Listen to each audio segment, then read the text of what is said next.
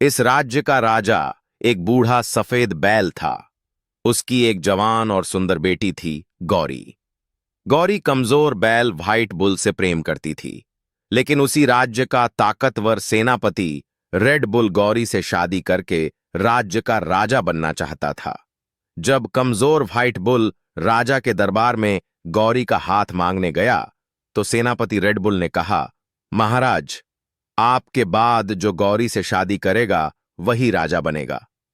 क्या आप इतने कमजोर बैल को राजा बनाएंगे? क्या यह राज्य की हिफाजत कर पाएगा? राजा ने कहा, ठीक है सेनापति, राज्य में ऐलान कर दो कि दंगल का मुकाबला होगा। जो सबसे बलवान होगा उसी से गौरी की शादी होगी।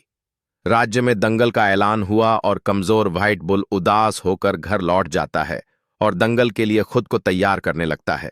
वजन उठाकर दौड़ लगाता तो कहीं पहाड़ों पर चढ़ता। कुछ ही समय में व्हाइट बुल का शरीर मजबूत बन जाता है। अब वह इतना ताकतवर हो गया था कि अकेले 50 लोगों को हरा सकता था। दंगल का दिन आता है। मैदान में खड़ा था सेनापति रेड बुल, जिससे सब डर रहे थे। फिर उसका सामना करने के लिए आता है व्हाइट बुल। दंगल शुरू होता है। दोनों के बीच घमासान लड़ाई होती है। कोई कम नहीं पड़ रहा था। फिर अचानक व्हाइट बुल ऐसी पटकी मारता है कि रेड बुल दोबारा नहीं उठ पाता। व्हाइट बुल जीत जाता है।